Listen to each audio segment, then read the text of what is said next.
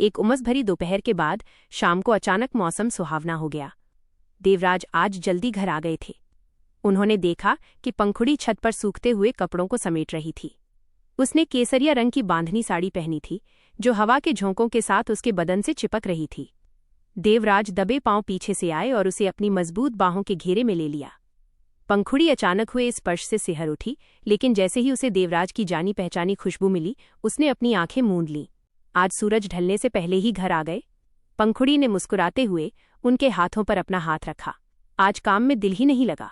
घर पर मेरा सबसे कीमती इंतजार जो कर रहा था, देवराज ने उसके कान के पास फुसफुसाते हुए कहा। उनकी दाढ़ी की हल्की रगड़ ने पंखुड़ी की गर्दन पर एक मीठी सी जलन पैदा कर दी। देवराज ने उसे अपनी ओर घुमाया।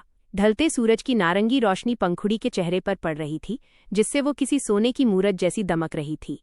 देवराज ने उसकी कमर पर हाथ टिकाया और उसे और भी करीब खींच लिया। देवराज जी, यहाँ कोई देख लेगा, पंखुड़ी ने हल्की आवाज में टोका, लेकिन उसकी खुद की सांसें तेज हो रही थीं। छत की दीवारें बहुत ऊंची हैं पंखुड़ी, और आज हवाएं भी हमारे साथ हैं, देवराज ने शरारत से कहा और झुककर उसके होठों को अपने होठों के करीब ले आए। उनके बीच की दूरी अब खत्म हो चुकी थी। देवराज का चुंबन गहरा और अधिकारपूर्ण था, जैसे वो बताना चाहते हों कि ये यौवन, ये खूबसूरती और ये रूह सिर्फ और सिर्फ उनकी है। पंखुड़ी ने अपनी बाहें उनके गले में डाल दीं और खुद को पूरी तरह उनके हवाले कर दिया। रात होते होते ठंडी फुहारें पड़ने लगीं। कमरे के अंदर देवराज ने फर्श पर ही कुछ गद्दे और ढेर सारे तकिए बिछा दिए थे।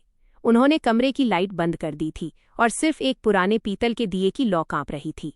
देवराज ने पंखुड़ी के गीले बालों को तौलिए से सुखाया और फिर धीरे से उसके ब्लाउज की डोरी को अपनी उंगलियों से सहलाने लगे। पंखुड़ी, आज भी जब मैं तुम्हें देखता हूं तो मुझे वही पहली रात याद आती है, लेकिन आज तुम्हारी आंखों में वो डर नहीं है। आज इनमें मेरे लिए वो आग है जो मुझे खाक कर सकती है। पंखुड़ी ने उनके सीने पर अपना सिर रखा और धीरे से उनके बटन खोलने लगी। वो आग आपने ही लगाई है देवराज जी, आपने मुझे खुद से प्यार करना सिखाया है। देवराज ने उसे नीचे लिटाया और उसके ऊपर झुक गए।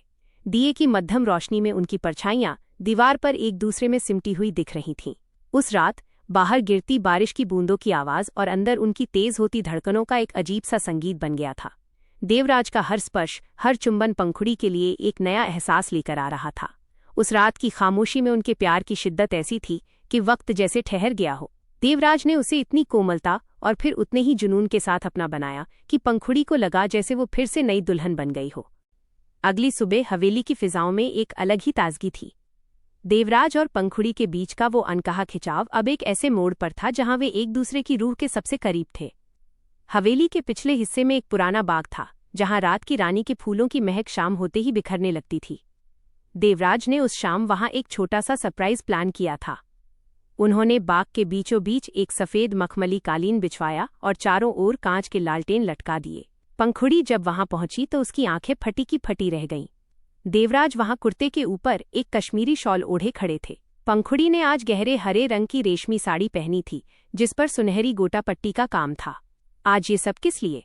पंखुड़ी ने अपनी मुस्कान को दबाते हुए पूछा। देवराज ने उसका हाथ पकड़कर उसे कालीन पर बिठाया और खुद उसके सामने बैठ गए। पंखुड़ी, अक्सर हम अपनी जिम्मेदारियों में इतने उलझ जाते हैं कि ये भूल जाते हैं कि हमने ये सफ़र कहाँ से शुरू किया था। आज मैं तुम्हें फिर से वही एहसास दिलाना चाहता हूँ। उन्होंने पास रखी एक छोटी सी चांदी की कटोरी उठाई, जिसमें भीगी हुई चंदन की लकड़ी और गुलाब जल था। देवराज ने अपनी उंगलियों से पंखुड़ी के माथे पर चंदन का तिलक लगाया। उनकी उंगलियों का ठंडा स्पर्श जब पंखुड़ी की त्वचा से टकराया तो उसके पूरे बदन में एक सिहरन दौड़ गई। देवराज रुके नहीं। उन्होंने धीरे से पंखुड़ी के पैर अपनी गोद में रखे और उसके पैरों में बिछिया और पायल ठीक करने लगे। उनके हाथों की छुअन में एक ऐसी पूजा थी मानो वो अपनी आराध्य को सजा रहे हों। देवराज जी, आप? पंखुड़ी की आवाज भावनाओं के बोझ से भारी हो गई। शशश। देवराज ने ऊपर देखा। उनकी आंखों में गहरा जुनून था। उन्होंने पंखुड़ी को खींचकर अपने सीने से लगा लिया। बाग की ठंडी हवा और रात की रानी की खुशबू उनके बीच के आकर्षण को और भी तीखा कर रही थी। देवराज ने उसके चेहरे को ऊपर उठाया और उसके गुलाबी होठों पर अपना अधिकार जमा लिया। वो चुंबन लंबा और प्यासा था। उसमें बरसों का इंतजार और आने वाले कल का वादा दोनों शामिल थे। पंखुड़ी ने अपनी मुट्ठियों में उनके कुर्ते को कसकर भींच लिया। रात गहरी होती गई।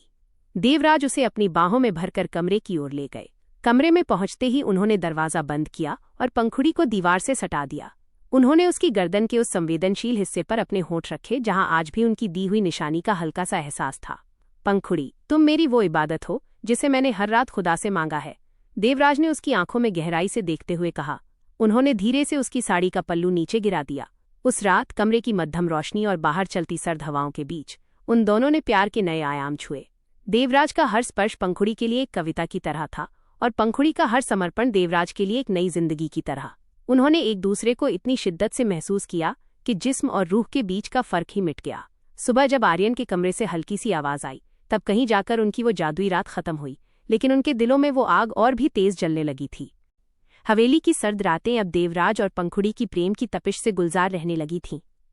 आर्यन के सो जाने के बाद हवेली का वो विशाल कमरा उनके अपने संसार में बदल जाता था, जहां दुनिया की कोई बंदिश नहीं पहुंच पाती थी। एक रात बाहर कड़ाके की ठंड थी और कोहरे ने पूरी हवेली को अपनी सफेद चादर में लपेट लिया था। कमरे के अंदर देवराज ने चिमनी में आग जला रखी थी, जिसकी लपटें दीवारों पर नाच रही थीं। पंखुड़ी ने आज सफेद ऊनी शॉल के नीचे एक गहरे लाल रंग की साटन की नाइट ड्रेस पहनी थी, जो उसके गोरे बदन पर किसी गुलाब की पंखुड़ी जैसी खिल रही थी। देवराज आराम कुर्सी पर बैठे एक किताब पढ़ रहे थे, लेकिन उनका ध्यान बार बार पंखुड़ी की ओर जा रहा था, जो आईने के सामने बैठकर अपने लंबे बालों को सुलझा रही थी। देवराज ने किताब मेज पर रखी और उठकर उसके पीछे जा खड़े हुए। उन्होंने धीरे से कंघी पंखुड़ी के हाथ से ले ली और खुद उसके बाल संवारने लगे। इन जुल्फों की खुशबू मुझे काम पर भी चैन नहीं लेने देती, देवराज ने उसकी गर्दन के पास झुकते हुए कहा। पंखुड़ी ने आईने में देवराज की आंखों को देखा। उनमें आज एक अलग ही प्यास और बेचैनी थी। उसने मुड़कर उनके चेहरे को अपनी हथेलियों में लिया। आपकी ये आंखें आज कुछ और ही कह रही हैं देवराज जी। देवराज ने बिना कुछ कहे उसे अपनी बाहों में भर लिया और उसे बिस्तर की ओर ले गए। चिमनी की आग की रोशनी में पंखुड़ी का चेहरा और भी ज्यादा मोहक लग रहा था। देवराज ने बहुत ही कोमलता से उसे बिस्तर पर लिटाया और उसके ऊपर झुक गए। पंखुड़ी, वक्त बीतता जा रहा है, लेकिन मेरा मन आज भी तुम्हारे पास आते ही उसी 20 साल के लड़के जैसा हो जाता है, जो अपनी पहली मोहब्बत के लिए बेताब हो। देवराज ने फुसफुसाते हुए उसके कंधों से शॉल को सरका दिया। उनके होंठ अब पंखुड़ी के कंधों और उसकी गर्दन पर प्यार के निशान छोड़ रहे थे। पंखुड़ी ने उनकी पीठ पर अपनी उंगलियां कस लीं। देवराज का हर स्पर्श, उनकी हर सांस पंखुड़ी के अंदर एक नया जोश भर रही थी। देवराज ने उसकी आंखों में झांकते हुए पूछा, क्या मैं तुम्हें आज भी उतना ही पसंद हूं? पंखुड़ी ने जवाब में उन्हें और भी करीब खींच लिया और उनके होठों पर अपना हक जताते हुए एक गहरा चुंबन लिया। वो चुंबन ही उनका जवाब था। उस रात बाहर की बर्फीली हवाओं के विपरीत कमरे के अंदर मोहब्बत की आग अपने चरम पर थी। देवराज ने बहुत ही नज़ाकत और जुनून के साथ अपनी पत्नी के हर अंग को अपनी चाहत से नवाजा। उनका मिलन उस रात एक रूहानी इबादत जैसा था, जहां जिस्मों के साथ साथ उनकी आत्माएं भी एक दूसरे में विलीन हो रही थीं। चिमनी की आग धीरे धीरे कम हो रही थी, लेकिन उनकी सांसों की गर्मी ने पूरी रात उस कमरे को महकाए रखा। सुबह जब कोहरा छटा और धूप की पहली किरण आई, तो देवराज और पंखुड़ी एक दूसरे की बाहों में चैन की नींद सो रहे थे, मानो पूरी दुनिया की खुशियां उसी कमरे में सिमट आई हों। हवेली में अब बसंत की दस्तक हो चुकी थी। बाग के फूलों की खुशबू खुली खिड़कियों के जरिए देवराज और पंखुड़ी के कमरे तक पहुंच रही थी। लेकिन आज की शाम कुछ खास थी, क्योंकि आज उनकी शादी की एक और सालगिरह थी। देवराज ने उस रात हवेली के पुराने और आलीशान तहखाने को एक कैंडल लाइट डिनर के लिए सजवाया था। वो तहखाना अब कोई अंधेरी जगह नहीं, बल्कि सैकड़ों मोमबत्तियों की रोशनी से जगमगाता हुआ एक शाही कमरा लग रहा था। पंखुड़ी जब नीचे पहुंची तो उसने सुर्ख सुनहरे रंग की बनारसी साड़ी पहनी थी, गले में वही रानी हार और माथे पर देवराज के नाम की बिंदिया। देवराज वहां काले रंग के बंद गला सूट में खड़े उसका इंतजार कर रहे थे। उन्हें देखकर ऐसा लग ही नहीं रहा था कि वक्त गुजरा है। उनकी आंखों में पंखुड़ी के लिए वही पुरानी तड़प और गहरा आकर्षण बरकरार था। देवराज ने हाथ बढ़ाकर पंखुड़ी का स्वागत किया। आज तुम बिल्कुल वैसी ही लग रही हो, जैसी उस पहली रात को लगी थी। बस आज तुम्हारी आंखों में वो डर नहीं, मेरा इंतजार है। उन्होंने धीमी म्यूजिक बजाई और पंखुड़ी का हाथ थामकर उसे डांस के लिए आमंत्रित किया। पुराने गीतों की धुन पर वे धीरे धीरे थिरकने लगे। देवराज ने अपना हाथ पंखुड़ी की नग्न कमर पर रखा और उनके स्पर्श की तपिश से पंखुड़ी के बदन में बिजली सी दौड़ गई। उसने अपना सिर देवराज के मजबूत कंधे पर टिका दिया। देवराज जी, पंखुड़ी ने दबी आवाज में कहा, क्या आपको कभी लगता है कि हम एक दूसरे के लिए ही बने थे? देवराज ने उसे अपनी बाहों में और कस लिया और उसके कान के पास फुसफुसाते हुए कहा, मुझे लगता नहीं, मुझे यकीन है। तुम मेरी जिंदगी की वो अधूरी कहानी थी जिसे खुदा ने बड़े सब्र से पूरा किया है। डांस करते करते देवराज के कदम रुके। उन्होंने पंखुड़ी के चेहरे को ऊपर उठाया। मोमबत्तियों की थरथराती रोशनी में पंखुड़ी के होंठ गुलाब की पंखुड़ियों की तरह कांप रहे थे। देवराज ने झुककर बहुत ही कोमलता से उसके होठों को छुआ। वो चुंबन धीरे धीरे गहरा और जुनूनी होता गया। देवराज ने उसे वहीं मेज पर टिका दिया और उसकी गर्दन के उस संवेदनशील हिस्से पर अपनी गर्म सांसें छोड़ते हुए उसे चूमने लगे। पंखुड़ी के मुंह से एक दबी हुई आह निकली और उसने देवराज के बालों में अपनी उंगलियां कस लीं। आज की रात मैं तुम्हें फिर से अपना बनाना चाहता हूं, जैसे पहली बार बनाया था, देवराज ने उसकी आंखों में देखते हुए कहा। वो उसे अपनी गोद में उठाकर ऊपर बेडरूम की ओर ले गए। कमरे में चांदनी पूरी तरह फैली हुई थी। देवराज ने पंखुड़ी को बिस्तर पर लिटाया और खुद उसके ऊपर झुक गए। उनके बीच अब कोई पर्दा नहीं था, उन कपड़ों का न शर्म का। उस रात का रोमांस सिर्फ शारीरिक नहीं था, बल्कि एक दूसरे के प्रति उस अटूट समर्पण का जश्न था जो सालों के संघर्ष के बाद और भी निखर गया था। देवराज के अनुभव और पंखुड़ी के बेपनाह प्यार ने मिलकर उस रात को अमर बना दिया। कमरे की खामोशी में सिर्फ उनकी सांसों का शोर और चूड़ियों की खनक गूंज रही थी, जो सुबह की पहली किरण तक जारी रही। बसंत की उस खुशनुमा सुबह के बाद हवेली के गलियारों में एक नई ऊर्जा का संचार हो रहा था। देवराज अब अपने बिजनेस के साथ साथ पंखुड़ी के साथ बिताए हर पल को किसी इबादत की तरह जीने लगे थे। एक शाम जब आसमान में सिंदूरी बादल छाए हुए थे, देवराज ने पंखुड़ी को तैयार होने के लिए कहा। जब पंखुड़ी कमरे में आई तो उसने देखा कि देवराज ने बिस्तर पर एक सुंदर गहरे बैंगनी पर्पल रंग की शिफॉन साड़ी और उसके साथ मोतियों का एक सेट रखा था। पंखुड़ी ने मुस्कुराते हुए साड़ी पहनी और हल्की खुशबू लगाई। जब वह तैयार होकर बाहर निकली तो देवराज उसे हवेली के सबसे ऊपरी बुर्ज टेरेस टावर पर ले गए, जहां से पूरा गांव और दूर बहती नदी साफ दिखाई देती थी। वहां देवराज ने एक छोटा सा झूला सजवाया था, जिस पर सफेद मोगरे के फूलों की लड़ियां लिपटी हुई थीं। आज ये अचानक यहाँ क्यों? पंखुड़ी ने झूले पर बैठते हुए पूछा। देवराज ने पीछे से झूले को धीरे से धकेला और फिर उसके बगल में बैठ गए। उन्होंने पंखुड़ी का हाथ अपने हाथ में लिया और उसकी हथेलियों को चूमते हुए कहा, कभी कभी मुझे डर लगता है कि कहीं ये सब कोई सपना तो नहीं। एक वक्त था जब इस हवेली में सिर्फ सन्नाटा था, और आज यहाँ तुम हो, तुम्हारी हंसी है। पंखुड़ी ने अपना सिर उनके कंधे पर रख दिया। हवा के झोंके उसके चेहरे पर बिखरी लटों को उड़ा रहे थे। देवराज ने बहुत ही प्यार से उन लटों को हटाया और पंखुड़ी के गालों पर अपना हाथ रखा। उनकी आंखों में वही पुराना गहरा आकर्षण था, जो वक्त के साथ और भी ज्यादा मर्दाना और गहरा हो गया था। देवराज जी, सपना वो होता है जो टूट जाए, हम तो एक हकीकत हैं जिसे हमने खुद सींचा है, पंखुड़ी ने उनकी आंखों में झांकते हुए कहा। देवराज ने उसे अपनी गोद में खींच लिया। उस ऊंचाई पर चांद की मध्यम रोशनी में वे दुनिया से बिल्कुल अलग महसूस कर रहे थे। देवराज ने झुककर पंखुड़ी की गर्दन पर अपनी गर्म सांसें छोड़ी, जिससे पंखुड़ी के बदन में एक मीठी सिहरन दौड़ गई। उनके हाथ पंखुड़ी की कमर पर अपनी पकड़ मजबूत कर रहे थे। आज तुम इस बैंगनी रंग में किसी मदहोश कर देने वाली शराब की तरह लग रही हो, देवराज ने फुसफुसाते हुए उसके होठों को अपने होठों के करीब लाया। वो चुंबन किसी युद्ध की तरह नहीं, बल्कि एक ठहराव की तरह था, गहरा, रूहानी और प्यासा। देवराज ने उसे वहीं बाहों में भर लिया और धीरे धीरे उसे पास बने एक छोटे से आलीशान सोफे पर लिटाया। चारों तरफ मोगरे की महक और ऊपर तारों भरा आसमान उनकी गवाह बन रहे थे। उस रात बुर्ज की उस ठंडी हवा में भी उनके बीच की गर्मी कम नहीं हुई। देवराज ने बहुत ही नज़ाकत के साथ पंखुड़ी के वजूद को अपनी चाहत से फिर से लिखा।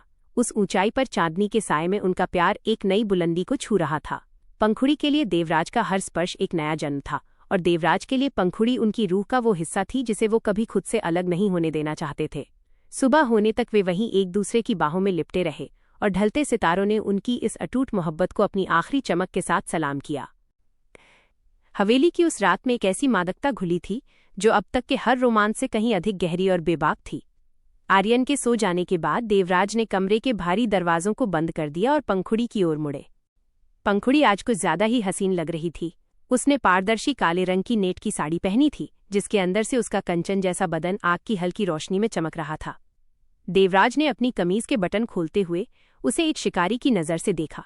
उनकी आंखों में संयम का कोई नामो निशान नहीं था, वहां सिर्फ एक बेपनाह जुनून था। उन्होंने आगे बढ़कर पंखुड़ी को कमर से पकड़ा और एक झटके में अपनी ओर खींच लिया। पंखुड़ी उनके मजबूत सीने से जा टकराई। देवराज के हाथों का दबाव उसकी कोमल कमर पर इतना ज्यादा था कि उसकी सांसें अटक गईं। देवराज जी, आज आप कुछ ज्यादा ही, पंखुड़ी की आवाज लड़खड़ा गई। आज मैं तुम्हें सिर्फ प्यार नहीं करना चाहता, पंखुड़ी, देवराज ने उसकी गर्दन के पास अपनी भारी आवाज में फुसफुसाते हुए कहा। आज मैं तुम्हें पूरी तरह से खुद में समा लेना चाहता हूं। उनकी गर्म सांसें पंखुड़ी के कानों पर बिजली की तरह गिरीं। देवराज ने झुककर उसकी गर्दन और कंधों पर अपने होठों से दबावपूर्ण निशान, लव बाइट्स छोड़ने शुरू किए। पंखुड़ी के मुंह से सिसकारियां निकलने लगीं और उसने बेबसी में देवराज के बालों को अपनी उंगलियों में कसकर जकड़ लिया। देवराज ने उसे गोद में उठाया और बिस्तर की ओर नहीं, बल्कि कमरे में लगे उस बड़े आईने के सामने ले जाकर खड़ा कर दिया। उन्होंने पीछे से उसके साड़ी के पल्लू को पूरी तरह से नीचे गिरा दिया। देखो पंखुड़ी, देखो तुम कितनी खूबसूरत हो, देवराज ने उसके कानों में मध्यम सुर में कहा, जबकि उनके हाथ उसकी नाभि के पास शरारत कर रहे थे।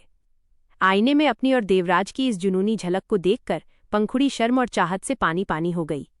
देवराज के होंठ अब उसकी पीठ की रीढ़ की हड्डी के साथ नीचे की ओर रेंग रहे थे, जिससे पंखुड़ी का पूरा शरीर धनुष की तरह उनके हाथों में खिंच गया। उन्होंने उसे घुमाया और सीधे बिस्तर के बीचों बीच ले आए।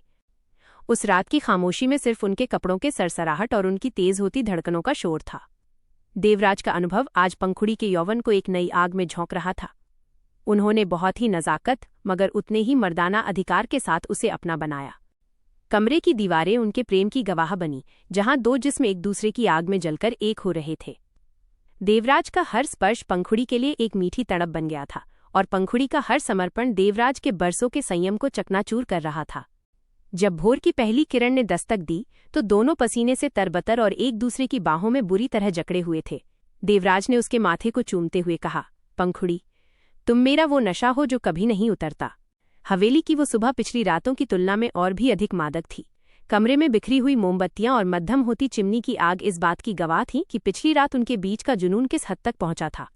देवराज की नींद खुली तो उन्होंने देखा कि पंखुड़ी उनकी बाहों के घेरे में पूरी तरह समाई हुई है। कल रात की बेबाक मोहब्बत के निशान उनकी गर्दन और कंधों पर साफ दिख रहे थे। देवराज ने बहुत ही कोमलता से उसके माथे पर बिखरी लटों को हटाया। उनके स्पर्श से पंखुड़ी की पलकें धीरे से झपकीं और उसने अपनी बड़ी बड़ी आंखों से देवराज को देखा। उसकी आंखों में आज एक अजीब सी चमक थी, एक ऐसी तृप्ति और समर्पण जो सिर्फ एक अटूट रिश्ते में ही मुमकिन है। अभी भी नींद आ रही है? देवराज ने अपनी भारी और मखमली आवाज में पूछा। पंखुड़ी ने बिना कुछ कहे अपना चेहरा उनके सीने के बालों में छुपा लिया और उनकी त्वचा को अपनी उंगलियों से सहलाने लगी। आप मुझे सोने कहाँ देते हैं देवराज जी? आपकी मोहब्बत अब मुझे थकने नहीं देती बल्कि और भी बेताब कर देती है। देवराज ने एक शरारती मुस्कान के साथ उसे अपने ऊपर खींच लिया। पंखुड़ी के खुले बाल देवराज के चेहरे पर किसी रेशमी चादर की तरह बिखर गए। बेताबी अच्छी है पंखुड़ी, यह एहसास दिलाती है कि हम जिंदा हैं और एक दूसरे के लिए धड़क रहे हैं। उन्होंने पंखुड़ी की कमर पे अपनी पकड़ मजबूत की और उसे अपने और भी करीब कर लिया। सुबह की उस शांत बेला में जब पूरी हवेली सो रही थी, देवराज के अंदर का जुनून फिर से करवट लेने लगा। उन्होंने पंखुड़ी के चेहरे को थामकर उसके होठों पर एक गहरा और लंबा चुंबन अंकित किया। इस बार उनके स्पर्श में रात जैसी जल्दबाजी नहीं बल्कि एक ठहराव भरा आनंद था। उनके हाथ पंखुड़ी के बदन के उतार चढ़ाव को एक नए सिरे से टटोलने लगे। पंखुड़ी ने अपनी आंखें बंद कर लीं और एक गहरी आह भरी। देवराज जी, सूरज निकल आया है, निकलने दो। आज सूरज को भी हमारे प्यार की गर्मी देखने दो। देवराज ने उसकी गर्दन के उस संवेदनशील हिस्से को अपने दांतों से हल्के से काटते हुए कहा। उस सुबह हवेली के उस बंद कमरे में एक बार फिर रोमांस की नई इबारत लिखी गई। देवराज का अनुभवी और मर्दाना स्पर्श पंखुड़ी के नाजुक और खिलते यौवन के साथ इस तरह घुला कि कमरे की हवा भी सुगंधित हो उठी।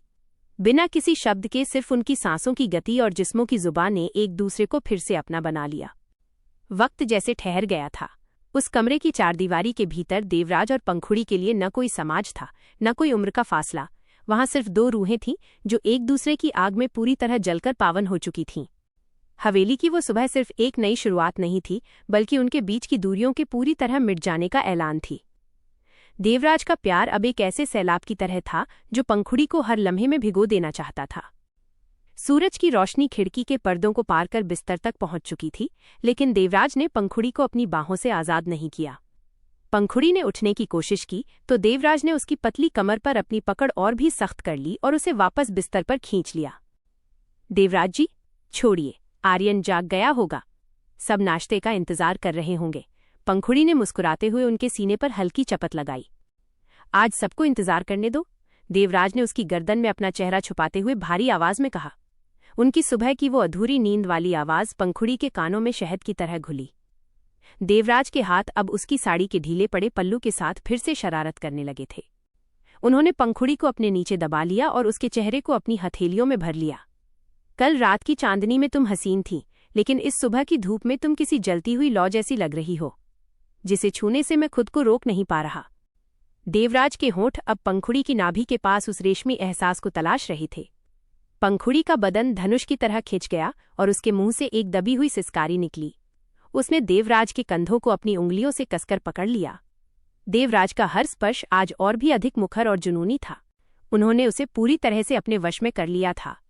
देवराज का अनुभव आज पंखुड़ी के समर्पण के साथ मिलकर एक ऐसी आग पैदा कर रहा था जिसे बुझाना नामुमकिन था। उन्होंने उसके कानों के पास जाकर बहुत ही बोल्ड लहजे में फुसफुसाया, पंखुड़ी, तुम मेरी वो लत बन चुकी हो जिसे मैं हर सुबह और हर रात दोहराना चाहता हूं। कमरे में सिर्फ उनकी भारी होती सांसों और चूड़ियों की खनक की आवाज थी। देवराज ने बहुत ही शिद्दत और अधिकार के साथ पंखुड़ी के यौवन का रसपान किया। उस सुबह की मादकता में वे दोनों एक बार फिर से दुनिया को भुलाकर एक दूसरे के जिस्म और रूह की गहराइयों में उतर गए। जब वे अंततः एक दूसरे से अलग हुए तो दोनों की सांसें फूल रही थीं और चेहरों पर एक अजीब सी सुर्खी थी। देवराज ने पंखुड़ी के माथे पर पसीने की बूंदों को चूमा और उसे अपनी बाहों में समेट लिया। हवेली की वो सुबह उनके प्रेम की किताब का सबसे हसीन और बोल्ड अध्याय बन चुकी थी। हवेली के उस कमरे में फैली खामोशी अब पूरी तरह से उनके प्यार की गूंज में बदल चुकी थी। देवराज का प्यार अब सिर्फ सुरक्षा तक सीमित नहीं था, बल्कि उसमें एक बेबाक मर्दानगी और अधिकार का पुट आ गया था। शाम ढलते ही हवेली के बरामदे में ठंडी हवा चलने लगी, लेकिन कमरे के अंदर का तापमान आज फिर बढ़ने लगा था। पंखुड़ी ने स्नान करने के बाद अपने गीले बालों को खुला छोड़ दिया था और आज उसने बिना किसी गहने के सिर्फ एक पारदर्शी गहरे नीले रंग की शिफॉन साड़ी पहनी थी। देवराज जब कमरे में आए तो उन्होंने देखा कि पंखुड़ी ड्रेसिंग टेबल के सामने बैठी अपनी गर्दन पर इत्र लगा रही थी। आईने में देवराज की आंखों की वह जुनूनी चमक देखकर पंखुड़ी के हाथ रुक गए। देवराज बिना एक शब्द कहे पीछे से आए और उसके खुले गीले बालों को एक तरफ हटाकर उसकी नग्न गर्दन पर अपने गर्म होंठ रख दिए। पंखुड़ी के शरीर में बिजली की लहर दौड़ गई। देवराज की उंगलियां अब उसकी कमर के उस हिस्से पर रेंग रही थीं जहां साड़ी का पल्लू बंधा हुआ था। देवराज जी, अभी तो शाम ही हुई है, पंखुड़ी ने धीमी और कांपती आवाज में कहा। देवराज ने उसे झटके से घुमाया और अपनी बाहों के शिकंजे में कस लिया। तुम्हें देखकर समय का होश किसे रहता है पंखुड़ी? तुम्हारा ये रूप, ये महक मुझे एक पल के लिए भी चैन नहीं लेने देती। उन्होंने पंखुड़ी को गोद में उठाया और सीधे खिड़की के पास ले गए, जहां से चांदनी की मध्यम रोशनी अंदर आ रही थी। देवराज ने उसे वहीं दीवार से सटा दिया और उसके चेहरे को अपनी हथेलियों में लेकर उसके होठों को बहुत ही जुनून और गहराई के साथ चूमना शुरू किया। उस चुंबन में एक ऐसी प्यास थी जैसे वे सालों बाद मिल रहे हों। पंखुड़ी ने अपनी बाहें देवराज के गले में डाल दीं और खुद को पूरी तरह उनके हवाले कर दिया। देवराज के हाथ अब उसकी साड़ी के बंधनों को ढीला कर रहे थे। उन्होंने बहुत ही बेबाकी से उसकी पीठ और कंधों पर अपने प्यार के निशान छोड़े। तुम सिर्फ मेरी हो पंखुड़ी, सिर्फ मेरी, देवराज ने उसकी आंखों में आंखें डालकर भारी आवाज में कहा। उन्होंने उसे बिस्तर पर लिटाया, जहां चांद की रोशनी उसके गोरे बदन पर पड़कर उसे और भी मादक बना रही थी। देवराज ने आज मर्यादा और संकोच की हर दीवार को गिरा दिया था। उनका प्यार आज उन्मुक्त और बेबाक था। कमरे की हवा उनकी तेज होती धड़कनों और पंखुड़ी की दबी हुई सिसकारियों से भारी हो गई थी। उस रात देवराज का अनुभव और पंखुड़ी की बेपनाह चाहत ने मिलकर रोमांस की एक ऐसी दास्तां लिखी जो हवेली के इतिहास में सबसे बोल्ड और हसीन थी। उन्होंने एक दूसरे को तब तक महसूस किया जब तक कि उनकी रूहें पूरी तरह से थककर एक दूसरे में सिमट नहीं गईं। हवेली की रात अब अपने सबसे गहरे और मादक पड़ाव पर थी। कमरे में जलती मोमबत्तियां अब पिघलकर बुझने की कगार पर थीं, लेकिन देवराज और पंखुड़ी के बीच की आग अपनी चरम सीमा पर पहुंच चुकी थी। देवराज ने पंखुड़ी को बिस्तर के सिरहाने से सटाकर बैठाया और खुद उसके घुटनों के बीच जगह बनाते हुए उसके करीब आए। उनकी आंखों में इस वक्त कोई धीमापन नहीं, बल्कि एक आदिम जुनून था। उन्होंने पंखुड़ी के दोनों हाथों को ऊपर उठाकर बिस्तर के फ्रेम के साथ अपने एक हाथ से जकड़ लिया। देवराज जी, ये क्या? पंखुड़ी की सांसें उसकी छाती में अटक कर रह गईं। उसका सीना तेजी से ऊपर नीचे हो रहा था, जो उसकी उत्तेजना को साफ बयां कर रहा था। आज मैं तुम्हें अपनी गिरफ्त में रखना चाहता हूं पंखुड़ी, आज तुम कहीं नहीं जा सकती, देवराज ने एक मर्दाना अधिकार के साथ कहा। उनकी आवाज में वो भारीपन था जो पंखुड़ी के रोम रोम में सिहरन पैदा कर रहा था। उन्होंने झुककर उसके गले की सुराहीदार ढलान पर अपनी जीभ से एक गरम लकीर खींची और फिर वहीं अपनी पकड़ मजबूत करते हुए गहरा और तीखा लव बाइट दिया। पंखुड़ी के मुंह से एक तीखी आह निकली और उसने अपनी आंखें कसकर बंद कर लीं। देवराज के हाथ अब उसकी शिफॉन साड़ी के आखिरी अवरोध को भी हटा चुके थे। उन्होंने पंखुड़ी के यौवन की सुकोमलता को अपनी हथेलियों में भरा और उसे इतनी शिद्दत से महसूस किया कि पंखुड़ी का पूरा शरीर उनके स्पर्श के नीचे पिघलने लगा।